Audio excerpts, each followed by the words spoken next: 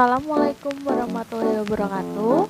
Perkenalkan, nama saya Dia Kartikosari AM Dinkes, peserta Latsar CPNS Pemerintah Kota Banjarbaru tahun 2022, golongan 2, angkatan 17, nomor daftar hadir 22, akan mempresentasikan tentang aku, Smart ASN, dan instansiku. Rumah Sakit Daerah Kota Banjarbaru berdiri pada tahun 1965 adalah sebuah usaha kesehatan ibu dan anak atau UKIDA milik pemerintah Provinsi Kalimantan Selatan. Kemudian pada tahun 1971 dengan respon masyarakat yang sangat tinggi, dikembangkan lagi dan ditetapkan menjadi sebuah rumah sakit umum tipe D oleh pemerintah Provinsi Kalimantan Selatan dengan kamar 42. Pada tanggal 30 Januari 1995, statusnya menjadi rumah sakit tipe C dengan kapasitas 75 tempat tidur. Pelayanan yang terdapat di Rumah Sakit Daerah Idaman Banjarbaru meliputi rawat jalan, gawat darurat, rawat inap, poliestetika, bedah sentral, poli eksekutif dan MCU, laboratorium, radiologi, dan farmasi. Rumah Sakit Daerah Idaman Banjarbaru beralamatkan di Jalan Trikora nomor 115, Muntung Manggis, Kecamatan Landasan Ulin, Kota Banjarbaru, Kalimantan Selatan.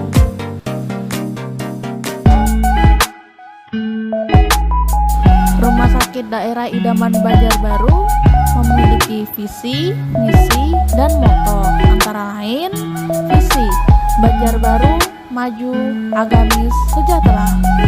Misi meningkatkan kualitas kehidupan masyarakat yang sejahtera dan berakhlak mulia. Moto, kesehatan dan keselamatan Anda prioritas kami. Berikut merupakan struktur instansi Rumah Sakit Daerah Idaman Banjarbaru.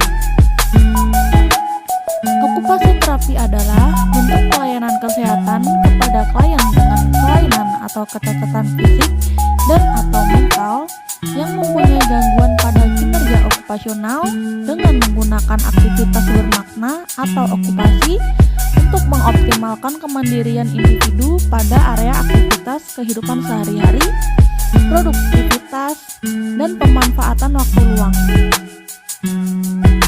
Tugas okupasi terapi melakukan pelayanan okupasi terapi yang meliputi pengembangan, pemeliharaan, dan pemulihan aktivitas perawatan diri, produktivitas, pemanfaatan waktu luang, memfungsikan peralatan adaptif dan alat bantu tertentu, serta pelatihan komponen kinerja okupasional dan komunikasi fungsional.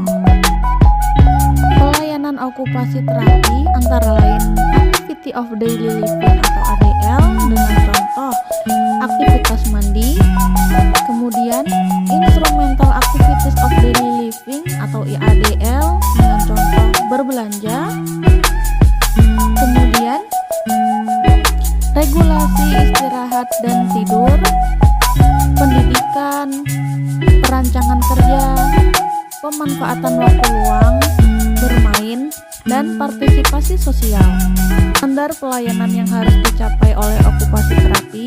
Yang pertama, asesmen atau pemeriksaan terapi okupasi meliputi pengumpulan informasi gangguan kinerja okupasi terapi yang meliputi komponen motorik, sensorik, persepsi, kognitif, dan psikososial yang memuat data anamnesa pasien serta pemeriksaan komponen kinerja okupasi.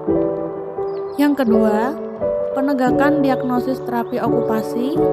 Diagnosis terapi okupasi merupakan suatu pernyataan yang menggambarkan keadaan multidimensi pasien yang harus dihasilkan dari analisis hasil pemeriksaan dan pertimbangan klinis yang dapat menunjukkan adanya disfungsi atau gangguan komponen kinerja okupasional pada pasien. Yang ketiga, penetapan tujuan terapi okupasi.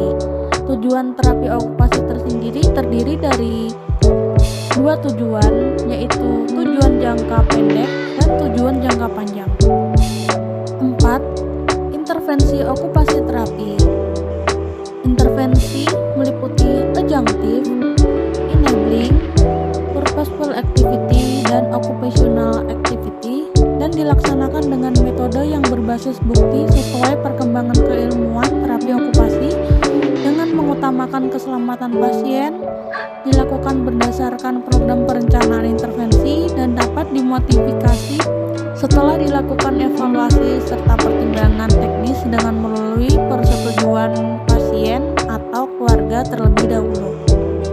Kelima, evaluasi dan tindak lanjut. Evaluasi merupakan kegiatan monitoring evaluasi yang dilakukan pada saat intervensi dan atau setelah periode tertentu intervensi. Yang keenam, pendokumentasian. Isi dokumen terapi okupasi memuat data umum pasien, data hasil pemeriksaan komponen kinerja okupasi, dan identitas pasien maupun identitas perujuk dan terapis. Keterkaitan tugas yang dilaksanakan dengan tujuan instansi memberikan pelayanan prima agar tercapai pelayanan kesehatan yang bermutu dan meningkatkan kualitas hidup masyarakat yang sejahtera dengan mengutamakan kesehatan dan keselamatan.